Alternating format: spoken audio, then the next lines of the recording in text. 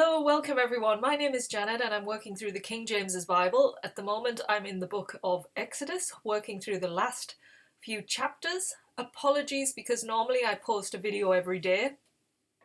This video is different because we've had a power cut here, so yesterday I wasn't able to connect.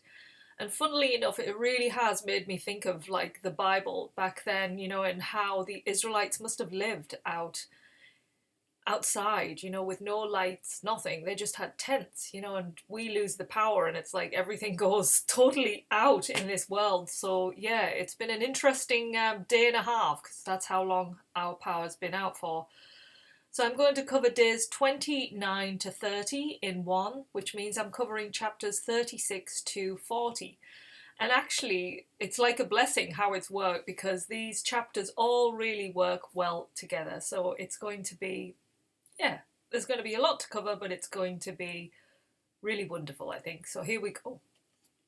We start with chapter 36. So if you recall, we've had the people, idolizing a golden calf while Moses was up the mountain getting all of this information about making this tabernacle, this sacred place to meet with God, and only certain people can meet, and it's a way of the Israelites letting go of their sins so they can be forgiven and they can stay in this holy place within themselves. But when it came down, obviously they were worshipping this calf, so it all went array. They've ended up having to kill people who really weren't following the Lord. There was a lot of men killed. And now we're at this point where they are really back and willing to connect with God and they want to move forward. So they're listening to Moses now. He's been back up that mountain again. He's been getting new tablets because remember he smashed the previous tablets out of anger at what the Israelites were doing. So he's now got new tablets and we're all set, ready to put these instructions that God's given for the tabernacle into play. So we start with chapter 36, which basically is Bezalel, which is the head chief artisan that God has gifted with these skills to get to work, as well as Aholibah. I think that's the right pronunciation, but if not, check the links under this video and you can read through the scriptures yourself and get the right details. And he is an engraver and a cunning workman and embroiderer. So he's coming in to do all of that. And obviously these are the leaders who are going to teach the other skilled craftspeople how to do this work. So they're all gathering together, if you can think. They're getting the skilled people together and they're getting ready to put this tabernacle into play.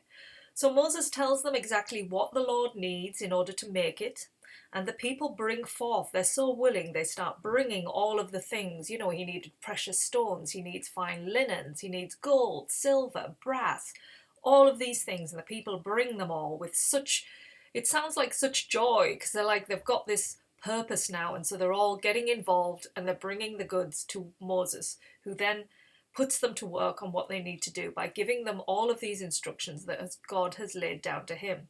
So they've got the fine linens, they've got the gold, the silver, the bronze, the wood, everything. And it gets to a point where Moses has to say, okay, we've got enough now, we've got exactly enough, we don't need any more, halt, no more, don't bring any more. So he stops the people from bringing more. And then they get to work and they make the curtains, the loops for the curtains, the tents, the stands, the boards, and they also make detailed cherubims. Now, what is a cherubim? You might not know it, you might not know what it looks like, so I thought I would just give you a visual, which I always feel is helpful. So here you go. That is what a cherubim looks like, and they are finely detailed, embroidered into the curtains on the entrance to the ark. So that's what they're doing there. And then they do pillars and hooks. So that is the stage we get to in chapter 36. In chapter 37 now, we are working with Bezalel, who is making the ark, and he's making it with wood which is overlaid with gold. Then he makes the crown, then he makes 4 corners, then he makes the mercy seat. Cherubims again are going onto this. The table of wood overlaid again with gold, with crowns round about it, 4 rings of gold, vessels for the table, dishes and spoons, the candlestick of pure gold, bowls, 7 lamps, incense, the altar overlaid gold with horns, rings to put staves in it, obviously because they didn't want anybody touching it, so they have the staves there so they can lift it. with those without touching it. And then they made the holy anointing oil and the pure incense with spices. That actually covers chapter 37.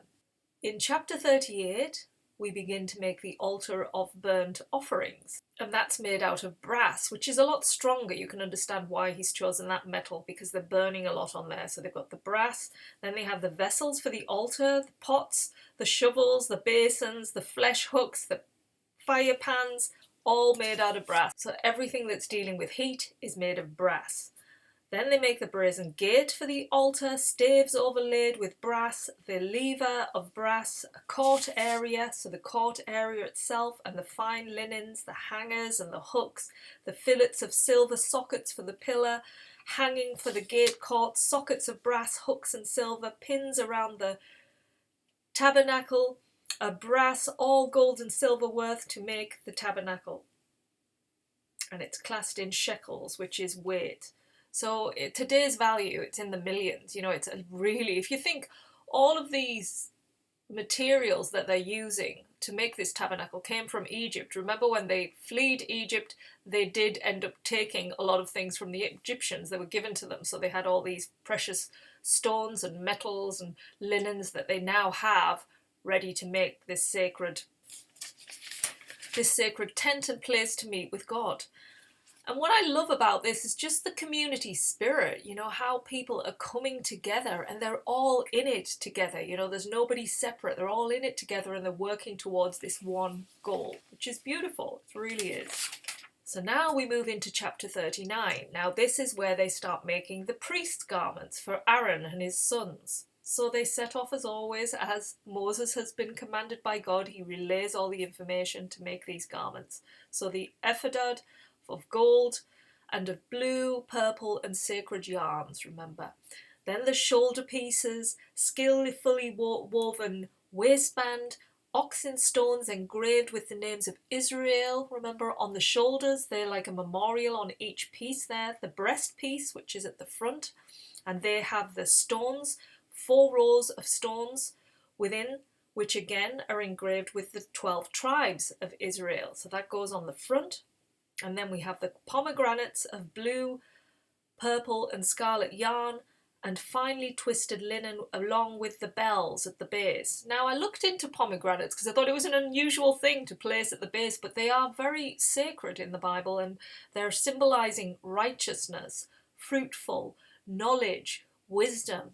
That all goes in. It's like these things that are chosen all have a purpose. They have a symbolic meaning, and this garment that is being beautifully woven together and created is so sacred. It's so sacred, and it's the parts to it all have meaning.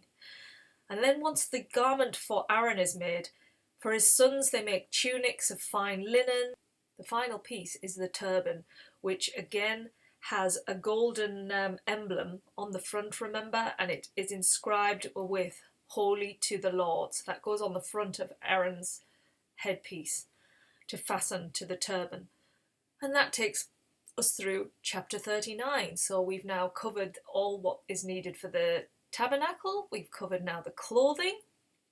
And so now the final chapter. Can you believe we're at the final chapter of Exodus? This is all about putting it together like a jigsaw, putting it together. So the Lord asks Moses now to put everything into place. So this is what he does. He starts with the tent, which is the tent of meeting, it's called, on the first day of the first month. That's when he does it. The ark inside of it, which is the covenant law inside of that goes in first. And then he shields the ark with a curtain, which is the first section of the tent. Then there's a table that's set up with a lampstand and a gold altar to go in front of the ark. Then curtains at the entrance of the tabernacle, so we're getting further outside, an altar of burnt offerings in front of the entrance to the tent. So remember, we have a tent inside, which is separated into 2. We have the ark at the very front, then behind that the altar, and then outside of that we have the burnt offerings set up, like the court. And then around all of it is this kind of laid with curtains round the sides with an entrance at that. I will show you a picture in a moment just to remind you of that visual. And then what he does, once it's all set up, he anoints everything. And that is then making everything holy. Then he sets the candles up, has them burning, and then the incense, so it's all ready.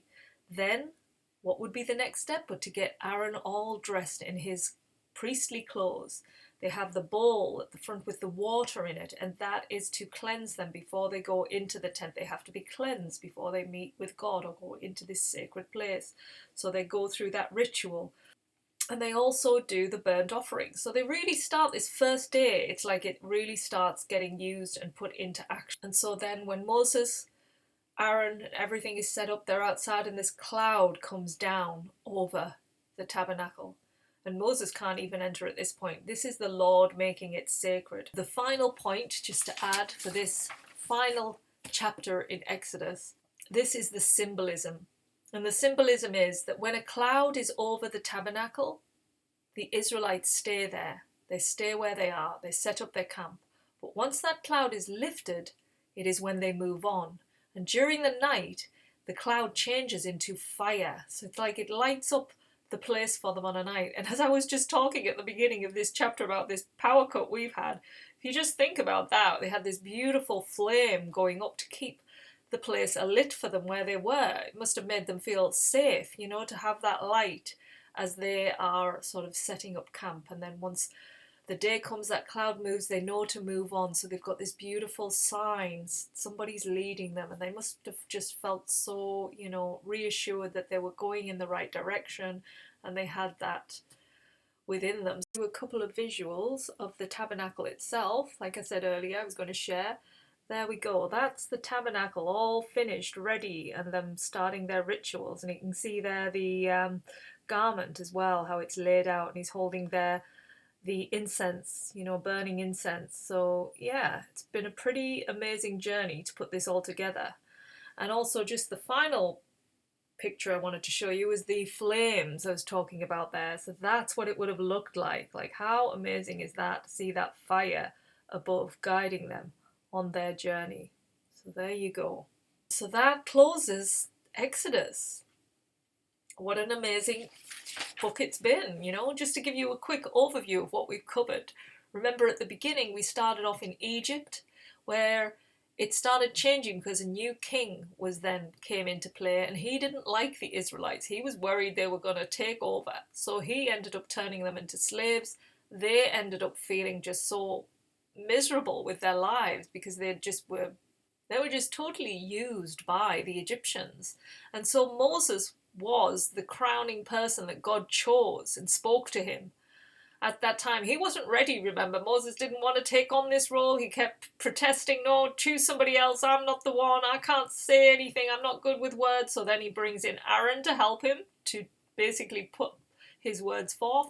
So reluctantly, Moses takes on the challenge, and then we have those plagues that, you know, so many plagues that had to hit Egypt before Pharaoh would actually let them go. And it came to the point where the firstborns were all killed, which created that Passover, because remember, the Israelites were saved. They put blood on places. They had to sacrifice those lambs to put the blood on so that their children, their firstborns, were not touched. And then they escaped. They got out because Pharaoh let them out at that point, but he didn't want to let them go, remember? He kind of had a second thought even after all of that and went running after them. And this is when the Lord stepped in again. He opened up the Red Sea. He gave them a pathway, the Israelites, to get onto the other side. The Egyptians were reluctant to follow them, but they went through, and that's when the sea covered them. So got rid of all of the Egyptians, and then the Israelites were free, had a huge party and celebration, but it wasn't long before they were mourning back to Moses, and he has to come to this place where he can't keep communing like this. So this is when the Lord asks him, okay, we're going to make some commandments. So they make the 10 commandments, and he goes up onto the Mount Sinai, which is where all of this takes place. He goes up to the mount, gets the 10 commandments. When he comes down, all the Israelites, you know, are worshipping a golden calf. They'd lost the plot. They're like, where's he gone? 40 days? Is he coming back? We don't know. And so they just try and create their own false god, which obviously didn't work for them. You know, it changed their way of being. It angered the Lord, it angered Moses, and so they've had to really shake them back up again. And this tabernacle is sort of like this symbolism that they are required to keep, so that they keep knowing the Lord is with them. And this beautiful symbolism of the cloud and the fire, you know, it's like the way we have the elements are so powerful in our world today. When we look at the elements, you know, how much guidance they can give us. I mean, what caused our power cut was strong winds. They were so powerful, and you see the force of nature. It is so amazing. I am always in awe when I go out into nature and I'm just there. That is when I am the most connected to the divine. That's when I feel in my most happiest place, you know, out in nature. So this has been a journey, it surely has. So we will be moving on tomorrow with our next book. I will give details on that tomorrow. Thank you for being here and watching this channel so far. I hope it's helping you. So yeah, enjoy your day, and we'll be back tomorrow with our new book within the Bible. See you soon. Take care. Bye.